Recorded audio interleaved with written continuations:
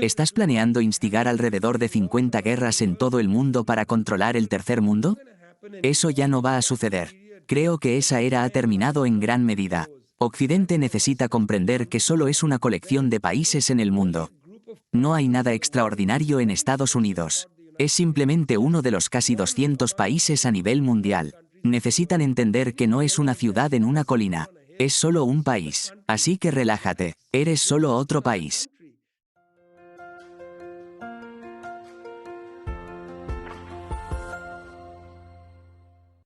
Hola a todos, soy Pascal de Estudios de Neutralidad. Hoy me acompaña Vijay Prasad, un historiador, periodista y académico indio. Solía ser profesor de estudios internacionales en el Trinity College en Connecticut. Ha escrito 40 libros, incluyendo Red Star Over the Third World y The Darker Nations, A People's History of the Third World. Su libro más reciente, The Withdrawal, Irak, Libia, Afganistán and the Fragility of US Power, fue coescrito con Noam Chomsky. Actualmente, es el director ejecutivo del Instituto Tricontinental de Investigación Social. Vijay es un intelectual público. Lo agrupo junto a personas como Noam Chomsky, Yanis Varoufakis y Jeremy Corbyn. Los veo como líderes de la izquierda global. Destacan el impacto continuo del colonialismo y cómo influye en las guerras actuales. Argumentan que la mayoría de estos conflictos son el resultado de la política imperial occidental. Vijay, por favor, corrígeme si me equivoco, pero así es como te veo. Muchas gracias por acompañarme. Es un placer y estoy feliz de hablar con cualquier persona que viva en Japón. Es genial estar contigo. Muchas gracias. Entonces, Vijay, has escrito extensamente sobre política mundial.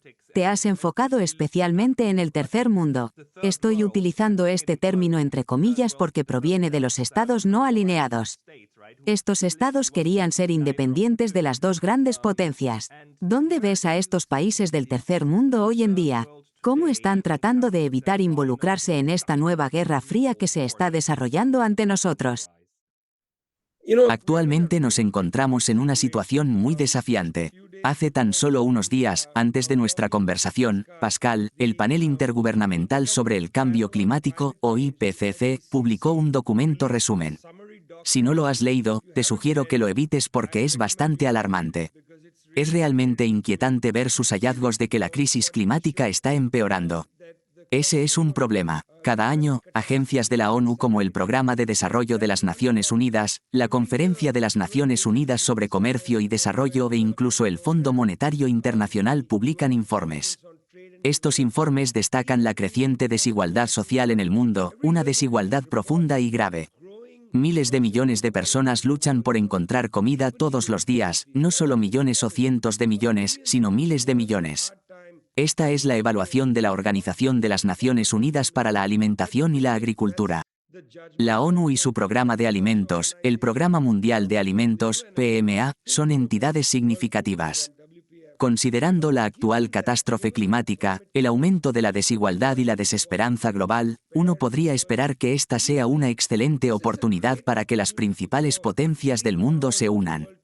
Podrían utilizar instituciones multilaterales como la ONU de buena fe, intentar negociar un acuerdo y escuchar los intereses nacionales de cada uno. Esto incluye comprender las inseguridades que están experimentando diversos países. Sin embargo, nos estamos moviendo en la dirección opuesta. Nos dirigimos hacia más confrontación y menos colaboración. Incluso la pandemia no alentó a los países a colaborar más. Por ejemplo, la mitad de los países de África gastaron más en el pago de deudas durante la pandemia que en atención médica. Uno pensaría que a estas alturas, a los ricos tenedores de bonos se les habría dicho que esperaran. Deberían haberles dicho, primero enfrentemos la pandemia, tus ganancias pueden esperar. Además, cuando Credit Suisse enfrentó dificultades, los reguladores no tuvieron problema en decirles a los ricos tenedores de bonos que iban a sufrir pérdidas. Básicamente, se les dijo a los tenedores de bonos de alto nivel, lo siento, debes apartarte. No te vamos a pagar. Es probable que tanto el gobierno suizo como UBS, que ha asumido el control de Credit Suisse, enfrenten consecuencias legales. Entonces, durante una crisis bancaria, es aceptable decirles a los ricos tenedores de bonos que se aparten.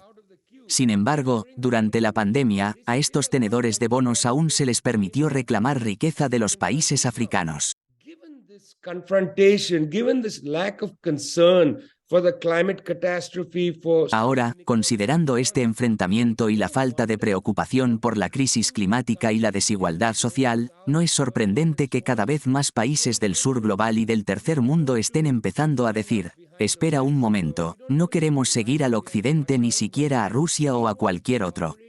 Queremos actuar en base a nuestros intereses nacionales. Tomemos como ejemplo al gobierno indio. Si sus intereses nacionales implican que seguirán comerciando con Rusia durante esta guerra, lo harán. Preguntan, ¿qué pueden hacer al respecto? Esto está en nuestro interés nacional. ¿No creen que imponer sanciones a Rusia en este momento esté en su interés nacional? De manera similar, el gobierno japonés ha declarado que no cortará sus acuerdos energéticos con el gobierno ruso.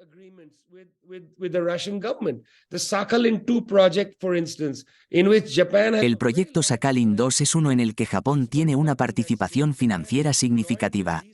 Sin embargo, Japón no está reduciendo esta participación. A pesar de unirse a la declaración del G7 que condena a Rusia por la guerra en Ucrania, Japón no se ha retirado del proyecto Sakhalin 2. Esto fue algo que noté de inmediato. Lo que estamos observando es una variedad de países, no solo los que están luchando, sino también países de la OCDE como Japón. Básicamente están afirmando que sus intereses nacionales son cruciales. No quieren ser arrastrados a lo que perciben, y creo que correctamente, como un conflicto ideológico. Este conflicto gira en torno a la ideología y el poder político.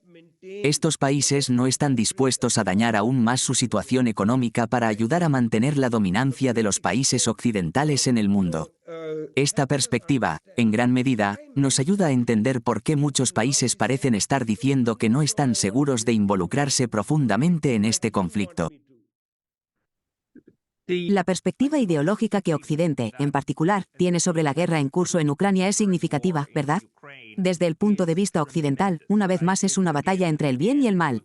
Esto es similar a cómo Estados Unidos justificó su guerra en Irak, retratándola como una lucha entre el bien y el mal. De hecho, todas las guerras siempre se representan como una lucha entre el bien y el mal, ¿no es así? De lo contrario, no habría razón para ir a la guerra. Los países neutrales, las naciones no alineadas y los países en desarrollo siempre enfrentan el mismo problema. Necesitan explicar su postura a ambos lados del público. Eso es lo que estamos haciendo, ¿no es así? Nos estamos comunicando con el público en Estados Unidos, Europa, Rusia y tal vez incluso China, para explicar por qué no estamos tomando partido. ¿Cómo abordas este problema? Hace unos meses, vi una entrevista con el ministro de Relaciones Exteriores de la India. Le resultaba difícil transmitir al entrevistador que India no está tomando partido por el mal, ni está eligiendo un bando sobre el otro. En cambio, India simplemente está velando por sus propios intereses. ¿Por qué es tan difícil comunicar esto y cómo lo manejas? Estoy seguro de que has tenido que lidiar con este problema repetidamente, ¿verdad? Pascal, estoy realmente complacido de que hayas utilizado el término mal. Es un concepto fascinante. No quiero adentrarme demasiado en la teología aquí. Sin embargo, creo que debemos considerar una cierta perspectiva que existe. Esta perspectiva se deriva no necesariamente de todas las religiones abrahámicas, pero definitivamente del cristianismo. En otras palabras, el concepto de mal. Personalmente, no me suscribo a la idea del mal. Creo más en la noción de contradicciones. Las personas a menudo muestran comportamientos contradictorios. Cosas horribles ocurren en el mundo. Ocurren debido a problemas estructurales. Ocurren debido a decisiones individuales y porque a veces las personas ignoran su juicio ético en momentos críticos. Pero no creo en el bien y el mal en un sentido general.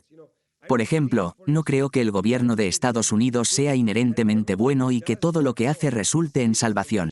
Sabes, solo porque Estados Unidos llevó a cabo la guerra, no significa que la muerte de más de 1 millón de personas en Irak esté justificada. En mi opinión, no se le da un pase libre. Sin embargo, no etiqueto a Estados Unidos como malvado porque más de 1 millón de personas murieron en Irak. Creo que es importante entender el mundo en toda su complejidad, con sus contradicciones y diferentes grupos de poder que tienen el control en diferentes momentos. Estos grupos a menudo suspenden el juicio ético, libran guerras despiadadamente, lo que resulta en la muerte de muchas personas. De manera similar, no considero a todos los adversarios de Estados Unidos como malvados. Por ejemplo, hasta 2007, fueron los países occidentales los que impulsaron la reputación de Vladimir Putin. Incluso Tony Blair lo elogió y lo visitó. Putin fue a la ópera con él y hizo un comentario público diciendo: respaldo al señor Putin. Fue George W. Bush quien dijo: miré a sus ojos y vi a un hombre honesto. Thomas Friedman, el renombrado columnista del New York Times, también conocido como el supuesto periódico de referencia en Estados Unidos, escribió: estoy apoyando a Putin. Sin embargo, cuando el señor Putin asistió a la Conferencia de Seguridad de Múnich en 2007 y pronunció un discurso afirmando: no creemos que deba haber un único amo en el mundo, confrontando directamente a Estados Unidos, la percepción de la prensa hacia él comenzó a cambiar. De repente, empezaron a etiquetarlo como malvado y dictador. Detengámonos un momento para considerar el término dictador. Es interesante que ahora la prensa occidental se refiera al señor Putin como un dictador. También deberían considerar quién estableció el sistema en Rusia que le otorgó a Putin todos estos poderes. Los científicos políticos occidentales, funcionarios del Departamento de Estado y funcionarios no gubernamentales viajaron a Rusia después de la caída de la Unión Soviética. Trabajaron para otorgarle al presidente poderes significativos porque Boris Yeltsin, su aliado, estaba en el poder en ese momento. De hecho, incluso manipularon una elección a favor del señor Yeltsin en contra de Gennady Zvonov. Zvonov parecía haber ganado las elecciones e incluso la revista Time informó que la elección estaba amañada. Ahora, estás señalando a los oligarcas en Rusia. Te refieres al sistema que permitió a estas personas privatizar todos los activos. Es fascinante ver cómo se utiliza ideológicamente el concepto de bien y mal y se emplea cuando beneficia a las personas. Personalmente, no me adhiero a la filosofía del bien contra el mal. Creo que el mundo es mucho más complejo que eso. Para mí, este es un enfoque simplista, incluso inmaduro, del mundo. Es incluso menos sofisticado que una perspectiva teológica. Estoy completamente de acuerdo contigo. Mi pregunta es, ¿por qué es posible en lo que llamamos una sociedad libre? A pesar de sus fallas y errores, Occidente tiene sus méritos. Uno de ellos es la libertad de tener debates. Vivimos en una sociedad que es relativamente libre. Pero, ¿cómo podemos vender la idea del bien contra el mal a la mayoría en una sociedad así? ¿Cómo podemos simplificar el mundo hasta tal punto cuando las contradicciones son tan evidentes? Tomemos como ejemplo a Arabia Saudita y Egipto. No son precisamente modelos de democracia. Sin embargo, son aliados cercanos de Europa y Estados Unidos. Estas contradicciones son bastante significativas. Es enorme, ¿verdad? Actualmente, se nos pide creer que Rusia hizo explotar su propio oleoducto, o que es un misterio quién lo hizo. Estas afirmaciones son tan evidentes y enormes. A menudo me pregunto cómo aún es posible mantener una narrativa. Como historiadores, entendemos el mundo a través de narrativas. Entonces, ¿cómo se puede seguir vendiendo esta narrativa y luego utilizarla para controlar las 6 semanas de política en curso? La política es un ciclo constante de 6 semanas que necesita ser controlado. Este control parece ser efectivo, y así es como tanta gente se une a la idea de que solo una victoria militar es una buena victoria en Ucrania. Esta idea es la raíz de todas las guerras sangrientas. ¿Cuál es tu opinión al respecto? Sí, es realmente interesante. Hay varias capas que considerar. Primero, discutamos la capa ideológica y luego pasemos a la sociología del conocimiento. En primer lugar, la ideología. Existe una idea prevalente de que Occidente es fundamentalmente benevolente. No está claro de dónde proviene esta noción, considerando la larga historia de colonialismo y genocidio. Por ejemplo, nunca se acusa a Estados Unidos de genocidio. El término genocidio siempre se reserva para los bárbaros. Esta es una perspectiva algo racista, donde Occidente siempre se ve como benevolente, independientemente de su historia. Tomemos como ejemplo a Bélgica y al rey Leopoldo. Podrían haber cometido un genocidio masivo en el Congo, pero son los congoleños quienes son vistos como salvajes y los belgas como civilizados. Consideremos lo que dijo uno de los funcionarios extranjeros de Europa. Él dijo: Europa es un jardín y el resto del mundo es una jungla. Esto es increíble. Es como lenguaje del siglo XIX. Al decir que Europa es un jardín, significa que Europa es benevolente y no hace nada malo. Recuerdo haber cubierto la guerra en Libia. Cuando se le pidió a la comandancia de la OTAN por parte de agencias de derechos humanos y las Naciones Unidas que proporcionaran pruebas de que la OTAN no había cometido crímenes de guerra, Peter Olson, el abogado principal de la OTAN, escribió una carta pública. En esta carta, afirmó que la OTAN nunca comete crímenes de guerra. Dijo que es una contradicción usar las palabras OTAN y crímenes de guerra en la misma oración. En otras palabras, hay una creencia en la benevolencia. Ese es el primer punto. Luego está la sociología del conocimiento. Mencionaste a Noam Chomsky antes. El señor Chomsky es un amigo muy antiguo mío. Hemos escrito un libro juntos y hablamos con frecuencia. Chomsky nunca ha discutido realmente política en publicaciones principales. Recientemente fue destacado en el New York Times, pero no sobre Ucrania, un tema que ha investigado extensamente. No estaba hablando sobre la nueva Guerra Fría contra China o el bloqueo a Cuba, temas en los que tiene opiniones intrigantes. En cambio, el New York Times publicó sus reflexiones sobre la inteligencia artificial. Se le permite hablar de eso, pero ni siquiera se le permite en la radio pública nacional u otros foros para discutir sus ideas.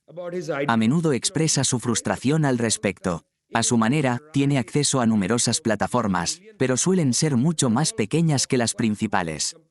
Este importante intelectual estadounidense, una especie de profeta de las tradiciones de justicia estadounidenses, no puede comunicarse con el público en general. Eso es interesante. Esto se relaciona con la sociología del conocimiento. Las mismas personas que abogaron por la guerra contra Irak continúan siendo analistas para cada empresa de política exterior de Estados Unidos. Nunca son marginados o deslegitimados. De hecho, aquellos que jugaron un papel en el inicio de esa guerra, como George W. Bush y Condoleezza Rice, todavía son invitados en la televisión estadounidense para compartir sus puntos de vista sobre temas como Ucrania. Sin embargo, aquellos con opiniones diferentes no tienen la misma plataforma. Esto revela algo sobre la sociología del conocimiento. Estoy de acuerdo contigo en que hay una cantidad significativa de apertura. No se nos impide tener una conversación en un podcast con soldados rompiendo nuestras puertas. Sin embargo, actores importantes como el Washington Post, Wall Street Journal y CNN no ofrecen una amplia gama de opiniones. Incluso medios como MSNBC, que fue el canal más liberal en los Estados Unidos durante la campaña de Bernie Sanders, nunca realmente dieron espacio al señor Sanders o a sus representantes. Se consideraba que estaba fuera de límites. Por lo tanto, hay ciertos límites sobre lo que se considera aceptable. Ahora bien, aunque puedes decir lo que quieras en la calle, no hay realmente canales públicos de comunicación masiva con la gente. La BBC en el Reino Unido es un caso interesante porque es un canal respaldado por el gobierno, financiado por las tarifas de licencia del público. Podrías pensar que la BBC daría la bienvenida a todo tipo de opiniones. Sin embargo, si le preguntas a Jeremy Corbyn con qué frecuencia se le permite compartir sus puntos de vista, podrías sorprenderte. Tomemos el caso reciente de Gary Lineker, quien fue despedido debido a sus opiniones sobre los refugiados. Lineker, un célebre jugador de fútbol británico que llevó a Inglaterra a numerosas victorias, no fue inmune a esta censura. Gary Lineker fue el presentador de un programa de fútbol. Sin embargo, hizo algunos tweets criticando la política de refugiados del gobierno británico. Como resultado, la BBC suspendió su programa. Jeremy Corbyn, una figura pública, defendió a Gary Lineker. A pesar de esto, la BBC no invitó a Jeremy a una conversación, a pesar de ser un ex líder laborista. Cuando Keir Starmer anunció que Jeremy Corbyn no podría postularse en un boleto laborista en North Islington, la BBC no invitó a Jeremy a una discusión. Hay límites establecidos cuando se trata de la comunicación masiva controlada por grandes corporaciones e incluso gobiernos. Jeremy tiene la libertad de expresar sus opiniones en Twitter, pero hay restricciones cuando se trata de plataformas de comunicación más amplias. En el caso de la BBC, hay límites sobre lo que está permitido. Entiendo que las personas en el poder tienen sus propias restricciones. Sin embargo, no debemos pretender que vivimos en una sociedad abierta como la descrita por Karl Popper. No, tienes razón. Hace más de 30 años, Noam Chomsky nos explicó la sociología de la fabricación del consentimiento. Nos mostró cómo es un mecanismo autorregulador que crea estos cambios que pueden ser dirigidos. Teníamos la impresión de que Internet revolucionaría todo y crearía una sociedad abierta. Sin embargo, ese no es el caso. Todavía vivimos en un mundo dominado por los estados, las narrativas estatales y los intereses estatales. Nosotros, el público en general, seguimos siendo objeto de propaganda. Se nos pide que despreciemos a otro público en otro lugar mientras el ciclo sociológico continúa. Pero déjame hacerte una pregunta. Esta manipulación de la narrativa de guerra no parece ser efectiva en el tercer mundo. Me refiero a África, el sudeste asiático, Asia Oriental y América del Sur. Todos ellos rechazan esta narrativa simplista de bien contra mal. Ven las cosas de una manera más matizada y tienen sus propios intereses. Creo que esta postura neutral no solo es beneficiosa para estos países, sino que también podría ayudar a negociar algún tipo de acuerdo. ¿Ves más beneficios al adoptar una tercera posición o ves posibles peligros en ello? En primer lugar, si miramos atrás 20 años, recordaremos que muchos países del tercer mundo estaban firmemente en contra de la guerra de Estados Unidos en Irak. Por ejemplo, Thabo Mbeki, quien era el presidente de Sudáfrica en ese momento, condenó públicamente la guerra. El gobierno de India también expresó su desaprobación. Dejaron claro que no permitirían que su territorio se utilizara para este propósito. No permitirían vuelos desde Diego García a Irak. En ese momento, muchos países se sentían incómodos con una empresa de Estados Unidos de esta naturaleza. Sin embargo, carecían de confianza porque todos estaban influenciados en cierta medida por la globalización. Recuerda, esto fue menos de 10 años después de la creación de la Organización Mundial del Comercio. Ahora, 20 años después, la situación ha cambiado. Creo que parte de este cambio se debe al ascenso económico de China y a las instituciones alternativas que ha introducido. Por ejemplo, la oferta de swaps de divisas del Banco Popular de China brinda a los países una alternativa. No necesariamente tienen que acudir directamente al FMI para obtener un préstamo de ajuste estructural. Tampoco tienen que acercarse a los grupos de acreedores de Londres o París para recaudar dinero a través de un proyecto respaldado por el FMI. Este es un tipo de programa que establece el FMI. Ahora, tienen más opciones, en gran parte debido a la aparición de proyectos como la Franja y la Ruta. La disponibilidad de estas opciones ha ampliado el espacio político para los países. Ahora pueden decir, miren, no estamos interesados. Esto se debe a que cuando Janet Yellen, la secretaria del Tesoro de Estados Unidos, viene a África y les dice a los países que deben votar con Estados Unidos sobre Ucrania o enviar armas a Ucrania, ellos pueden responder diciendo, señora secretaria, no estamos interesados. Esto se debe a que ahora tienen otras opciones. En la sala trasera, nos dicen, si no estás de acuerdo con lo que digo políticamente, limitaremos tu crédito. No podemos aceptar eso porque nos volveremos hacia China. No hay otras opciones. Creo que la razón por la que ves a países más pequeños, como Namibia por ejemplo, adoptando esta postura es debido al surgimiento económico de China. La primera ministra de Namibia fue muy franca cuando habló en la Conferencia de Seguridad de Múnich de este año. Explicó que los países ahora pueden hacer esto, algo en lo que tenían menos confianza hace 20 años. Este cambio se debe principalmente al ascenso económico de China, que ha alterado el panorama político. Creo que Occidente es plenamente consciente de esto y lo entiende. Por ejemplo, si eres un país como Namibia y los chinos han ofrecido invertir cientos de millones de dólares para construir un ferrocarril, un hospital o cualquier otra cosa, es una propuesta significativa.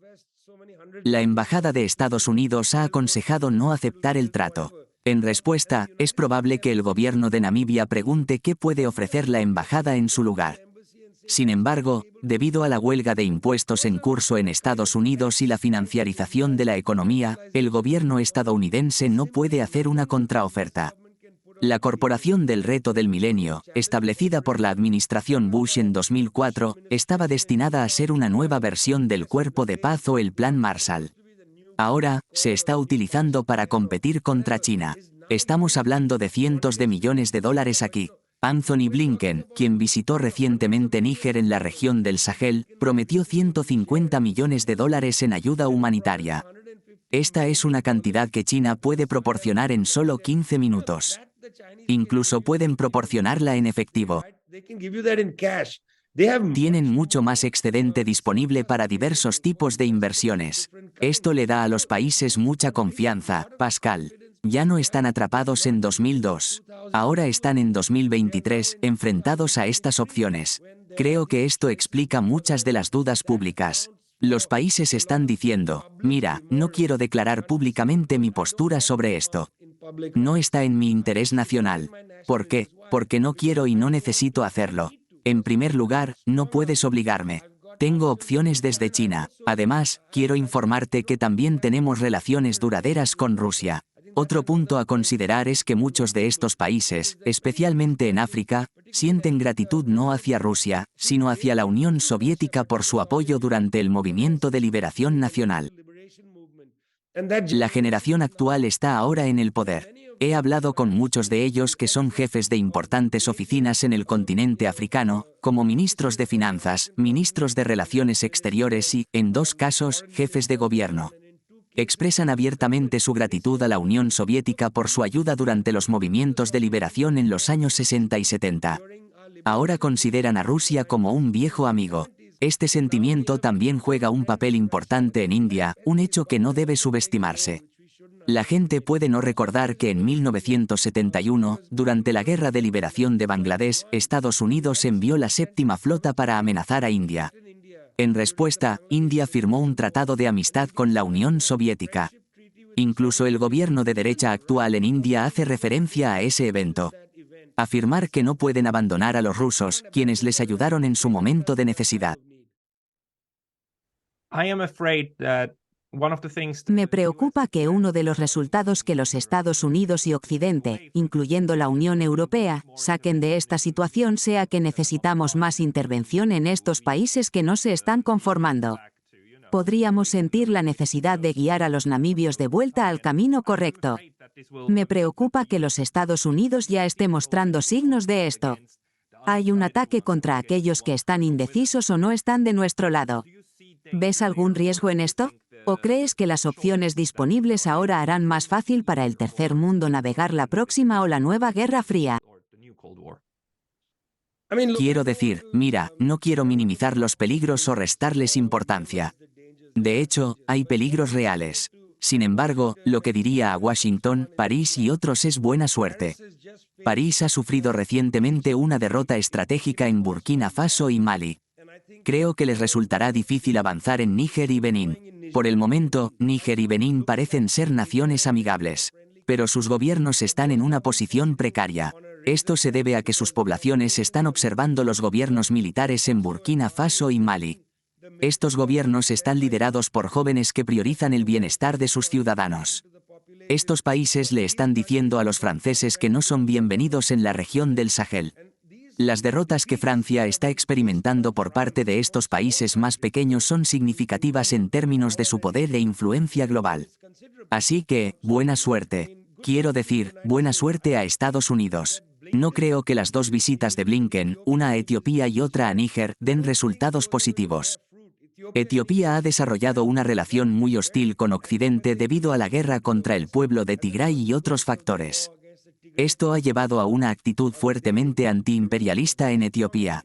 En Níger, a pesar de la presencia de una importante base de drones que costó casi $300 millones, Estados Unidos tiene una base significativa, la base aérea 201 en Agadez.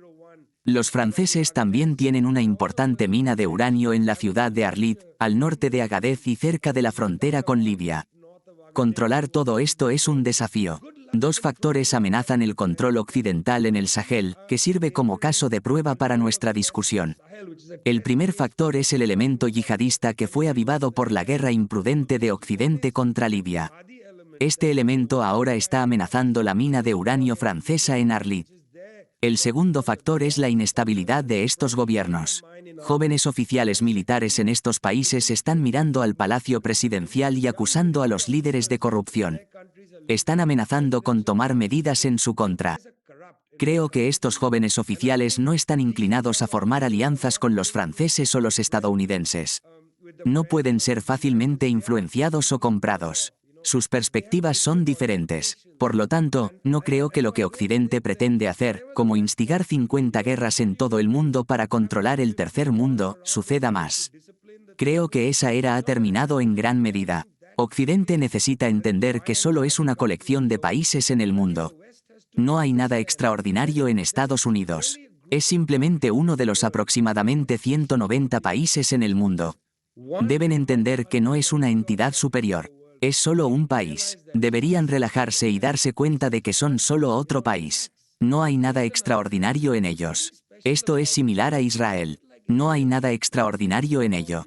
Es solo otro país. Deberían relajarse y actuar como seres humanos normales. Vijay, me estás dando mucha esperanza y muy buenas vibras. Muchas gracias por tomarte el tiempo de hablar con todos nosotros. My pleasure, Pascal. Es un placer, Pascal. De verdad.